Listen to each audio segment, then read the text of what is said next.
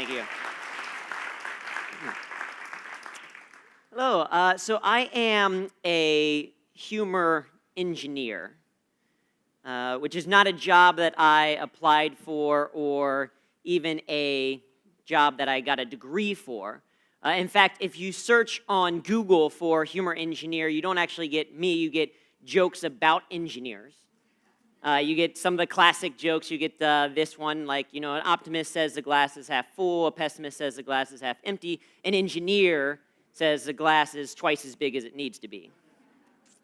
You also find comedians like this gentleman who you may remember from right before lunch, right? Some of the comedy that he presents. Or you might see some of the comedy that I create around humor, some of the stand-up that I do around being an engineer. Like the fact that as an engineer, I don't really understand emotions or feelings or humans. And as a result, I get into awkward situations sometimes. I remember the first time that someone that I was dating said, "I love you," my response wasn't, "I love you too," or even a cool, like Han Solo, "I know." Instead, it was, "Thank you?" And that's the wrong response.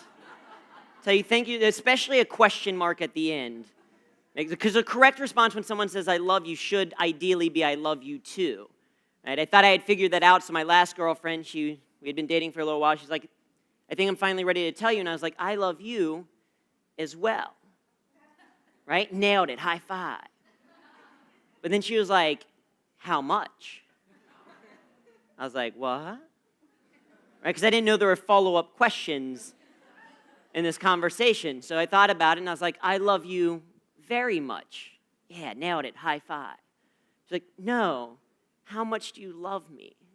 It's like, I love you 8 much. 8 love units, that's what you get. And like, I don't know how to quantify something like that. It's like, I love you more than Game of Thrones, but less than Breaking Bad. I don't know, right? That's how I think. But that's what you get when you search humor engineer. But buried on page 6 of Google results is actually me, right? Me as a humor engineer. So probably helpful to tell you a little bit more about me. My name is Andrew Tarvin. Some of my friends call me Drew or Drewcito or Winnie the Drew. If you're sitting there wondering who it is that I look like, this is what I usually get. Cross of those two. Although I was at an event recently and someone came up to me afterwards and like, "You kind of look like Justin Timberlake, but from here to here." And so Brian and I are going to start an NSYNC cover band traveling around for sure. Right. Something else to know about me, my first AOL screen name was Skills Forever. Probably the most important thing that tells you everything you need to know about who I am as a person. Because I thought that was cool. Right? Maybe a little bit more helpful, my Twitter handle is @HumorThatWorks if you like take a picture or whatever and you want to use that, right? That's who I am. As my background, I am a humorist, I am a comedian, so that means I have to have an exaggerated resume, right? I am an international humorist. I performed in all 50 states and 18 countries and on 3 continents. I have fans in more than 150 countries based on people who have accidentally come to my website. I have been seen on The Daily Show, Late Night with David Letterman, and Comedy Central Presents in the audience of all of those. A little bit less exaggerated is that I have done over 1,000 stand-up improv sketch shows around the world. I've studied at various places. I've done a lot of research. I also am very much an engineer. I spent 6 years as an international project manager at Procter Gamble, where I led a lot of different projects. And I've since combined those two things together to teach people all around the world how to use humor to be more effective. And I've worked with over 200 organizations. And you can take a look at this list right here and notice that I have every letter of the alphabet except for X, Y, and Z. So if you know anyone who works at Xerox, Yahoo, or Zappos, please introduce me so I can complete the alphabet. And that's who I am. I am a humor engineer. So a lot of you are probably thinking at this point, what is a humor engineer? Like some of you might be thinking, do I have anything stuck in my teeth? Right, we had a beautiful lunch. Like, she might be thinking that, but other people might be thinking, what is a humor engineer? And simply put, a humor engineer is someone who uses humor to solve problems, right? To be more effective in what it is that they do. Because last year I shared and talked about the value of humor, right? Why is humor so important? I shared this slide of 30 benefits of humor backed by research, case studies, and real-world examples. And it's this slide that we're even here today, right? These are the reasons we want to use humor in the workplace, because we can get people to pay attention, or we can improve their understanding. We can boost our brain power, increase our objectivity. We can burn calories. A single laugh burns about half of a calorie, which granted is only about 15% of a single M&M. But if you laugh for 10 to 15 minutes, that burns as many calories as 5 minutes of aerobic exercise, 10 minutes of dancing, or 15 minutes of milking a cow. So if any of you are out there milking cows for exercise, you can stop and laugh instead. Or you could double the calorie burning and laugh while milking a cow, and then probably be locked up.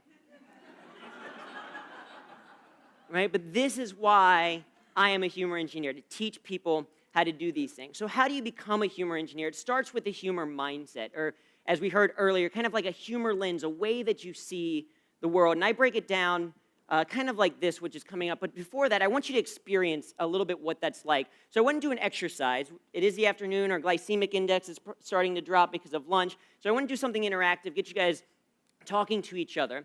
And so in a group of three, kind of around you, just very quickly, in a group of three, what you're going to do is the person who is closest to this wall here or closest to the stage, they're going to start. And go ahead and get into your group of three. Like, introduce yourself very quickly if you need to and say yada, yada. And then, like, whoever's going to start, raise their hand. Okay, great. All right, so listen up. Listen up. So what's going to happen is the person who, again, is either closest to this wall or closest to me is going to start. And what they're going to do is they're going to make up a word that does not exist in any language. Okay, the person is going to make up a word that does not exist in any language. So, for example, they might say something like Zabibel. Don't think that makes up. I know that was your word. I'm sorry for taking it, right? Zabibel. The second person, the person kind of in the middle, the person next to the person who just made up that word, is going to give the definition of that word. Right? So they're going to repeat the word and then give the definition of that word. So they might say, oh, Zabibel.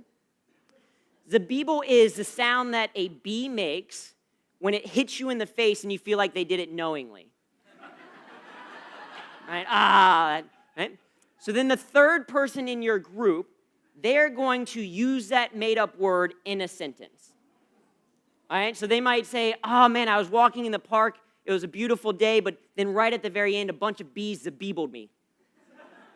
All right? So you're going to do that, and then you're going to repeat that exercise, but you're going to rotate roles. And I'll give you about 90 seconds to do this kind of as frequently as you can, and then we're going to stop and talk a little bit about it. Does that make sense? Right? Go ahead and begin.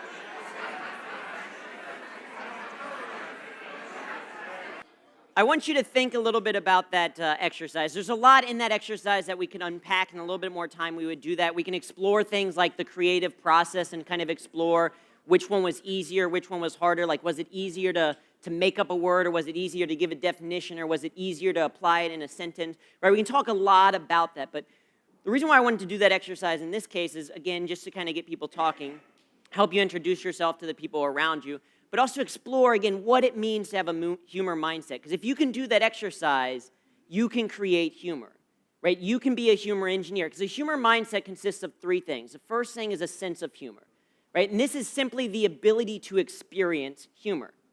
So if you have ever laughed, or if you have ever smiled, you have a sense of humor, right? Because some people are like, my boss doesn't have a sense of humor. Well, they probably do. It's just very, very specific. If you can experience humor, you have a sense of humor. The second component is the skill of humor, right? This is the ability to create humor. So if you have ever made someone laugh, such as in this exercise because of a definition that you gave or the word that you made up or how you use it in a sentence, you have the skill of humor. If you've ever fallen down a flight of stairs and someone saw it and they started laughing, skill of humor, right? You have that ability. Other people today are kind of talking about that skill, giving you some techniques to use, right?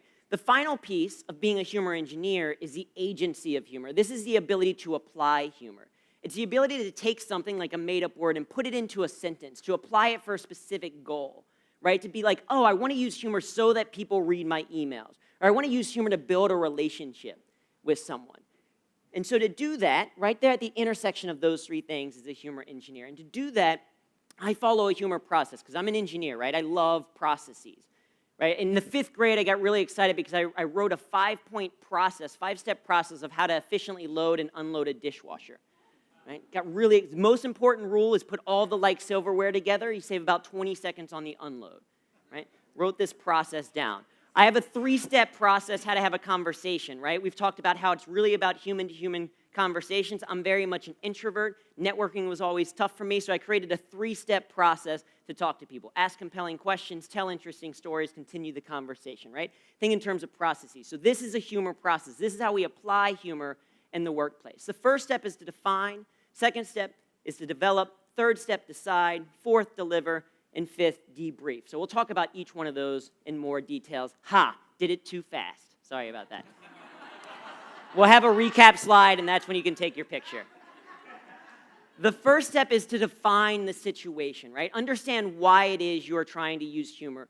And for me, I follow a map, right? Your medium, audience, purpose, where your medium is how are you going to use humor, your audience is who is going to receive it, and your purpose is why. Why do you want to use humor, of which I think there are 5 primary things. You can use it to improve communication, build relationships, increase problem solving, increase productivity, or strengthen our leadership skills, right? So understanding our why helps us to actually use humor that is effective, that gets us results. So as an example, you might want to email your customers and use humor to actually get them to read it. So then you can create humorous subject lines so they actually click on your email. Because the average person sends and receives about 112 emails per day. If you're going through those emails and something's humorous, you're more likely to take a moment and pause. So these are a couple of examples. Licking your phone never tasted so good. Opal table reservations. Deals that make us proud, unlike our nephew Steve. Right? Come on, Steve, get it together. My favorite, where to drink beer right now, and this was sent at 6:45 a.m. on a Wednesday. Right? You see that among all of your other emails, you're like, maybe I should click. Right? It's about doing things to be effective. The second step, after you've defined the situation, is to develop ideas. We heard earlier that it's not necessarily about quality, it's about quantity first, right? We got to get a lot of ideas out there. And as we're developing humor for the workplace, one important thing to recognize is that we can also share humor that's already been created. Because to use humor in the workplace, you don't actually have to be the creator of humor. Instead, you have to be more like the shepherd of humor, right? A conduit of humor. Right? Like this picture, I think, is engaging. I did not take it. I did not travel to this country. I did not meet this shepherd. I did not take this photo. But I found it on Flickr under Creative Commons license use, and am sharing it here while giving credit, right? I can leverage what some people have already used. In fact, this is part of what FunnyBizz is about. If you're like, yes, I want to use humor, and I know that I need it for, like, say, my marketing materials, but you don't necessarily have the skill set yet, you can hire comedians. You can use FunnyBizz to connect you to comedians to get your message across in a funny way, right? So you don't have to be the creator of humor. But if you want to be, there are some strategies which you've already started to hear about today. There's common devices that we use to create humor. We've heard about some of them today, whether they're joke telling or storytelling or using a visual, right? The cartoons that we've talked about. And we can learn these things because humor is a skill, which means it can be learned, right? So we develop these ideas, and then ultimately we decide on an idea. We choose on what we want to do because we want to use humor that is successful, right? We want to think of like Old Spice campaign that's been very, very successful for Old Spice as being viral content, right? Of creating something. We want something successful, not things that aren't so successful like this particular story where 3 employees got fired over inappropriate nicknames in the workplace. And I really love this article because they shared what those inappropriate nicknames were.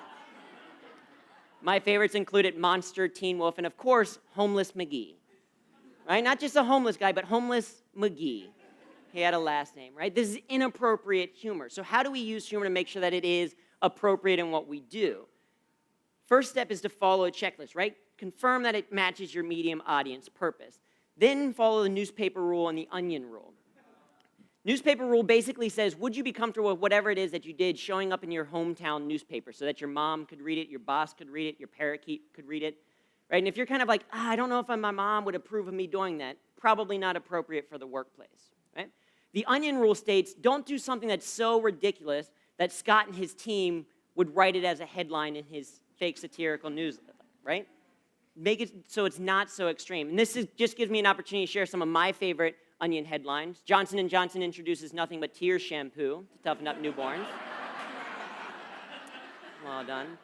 CIA realized it's been using black highlighters all these years. And that's pretty good. And my favorite, not maybe as funny, but Ninja Parade slips through town unnoticed once again. Of course, they're here. You would never know. Right? The last step of the decision tree of should you use this humor is, again, does it make you smile, right? You're going through the additional work of sharing or using humor. You might as well use something that you enjoy. Because we'll be honest, there is a little bit of risk to using humor. It takes a little bit of courage to say, I'm going to try something a little bit different. Because it's so easy for me to make a very simple presentation or a boring presentation. It's a little bit more of a risk for me to put an image in it or to add a little bit of humor to it, right? And so if you're going to take that risk, if you're going to do that additional work, you might as well enjoy the process. Step 4 is to deliver, because you'd have the best writing in the world. If you don't deliver it well, it's not going to land. Because imagine if this is what the Mona Lisa looked like. This probably is not a famous painting, because this is, by comparison, what it actually looks like. The one on the left is what I drew in Microsoft Paint. Right? If that's what it was, probably not so good in the execution phase, right? Would not be a successful endeavor. So when we deliver, we want to think about 3 steps. We want to set the stage, we want to deliver with confidence, and we want to connect to purpose. Now, these last things, the first one and the last one, are if they're necessary, right? We heard earlier, yeah, you can tell any story if you tell people why you're telling that story. That's great to know.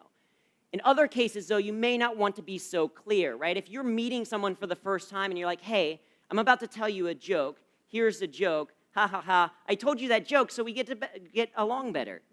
You're going to be like, that's really weird.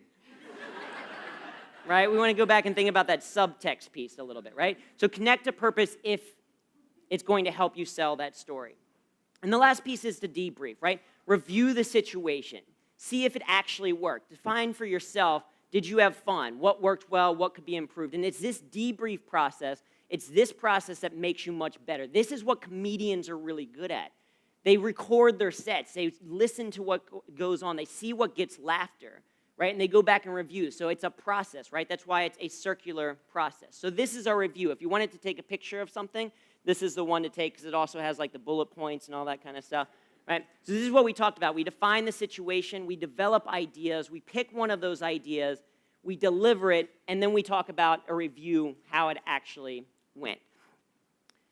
So with that being said, are there any questions? Because I have one last thing that I want to kind of end on, but are there any questions that people have about this application of humor? Because again, as an engineer, this is what's important to me. It's not just that we're using humor to have fun, but it's that we're using humor to actually get some results, to do something differently. Any questions around the application of humor?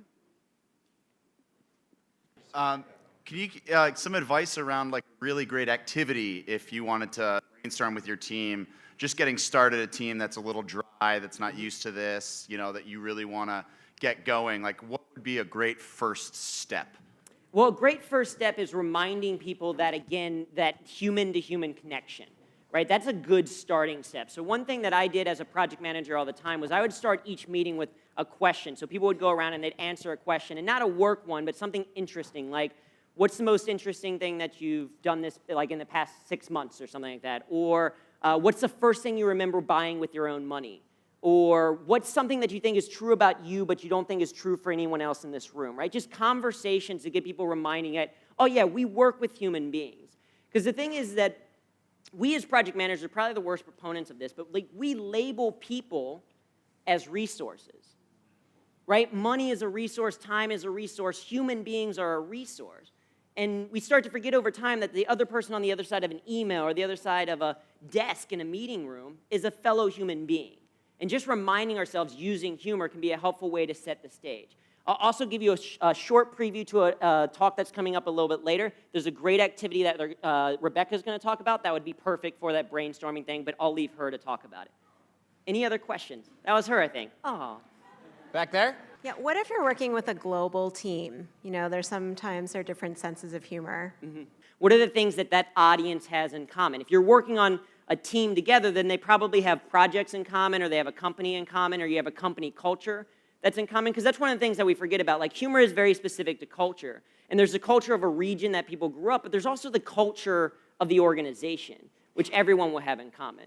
One other thing to keep in mind, visuals are really, really helpful, because a visual with no words on it, right, that Darth Vader picture of him grading something, is universal to everyone. It doesn't matter what language you speak, you can still connect to that in some way. So images, particularly in a virtual setting, can be very, very helpful for introducing humor.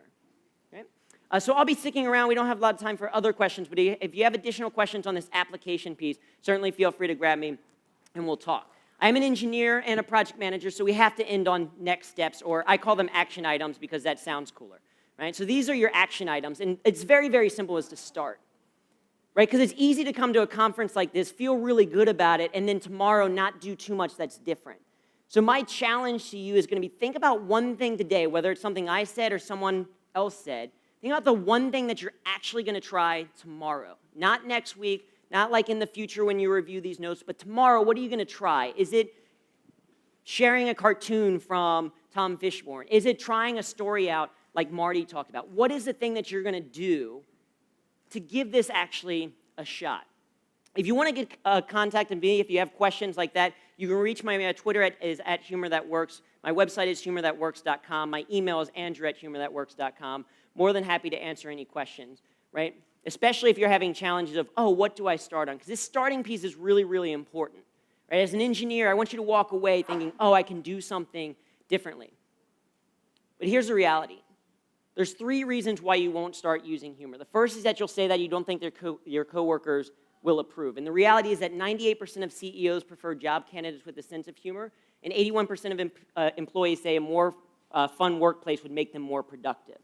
Second reason why you won't use humor is you say, oh, I don't know how. Well, we've been talking all day about different ways and strategies to use, and the fact that you don't actually even have to create the humor yourself. You can find something that you enjoy and share it with other people. The last reason why you won't use humor is to say you don't have time, which I understand, right? Don't have time. But there is something called scary math. This is what I believe is scary math. No matter who you are, what you do, you get 168 hours in a week, right? 168 hours in a week. If you average about 7 hours of sleep per night, that's 49 hours spent sleeping. Right? I sleep more because I need my beauty rest, right? But 49 hours spent sleeping, that's 119 hours left awake. If you work a minimum of 40 hours a week, right? Because none of you work more than 40 hours a week, I'm sure, right? If you work 40 hours a week, that's 33.6% of your adult awake life spent at work. 1/3 of your adult awake life, and you don't have time to make it more productive, less stressed, and happier. You don't have time to get better results while having more fun. The reality is you choose every single day how you're going to do your work. So why not choose humor that works? I've been Andrew Tarvin. Thank you very much.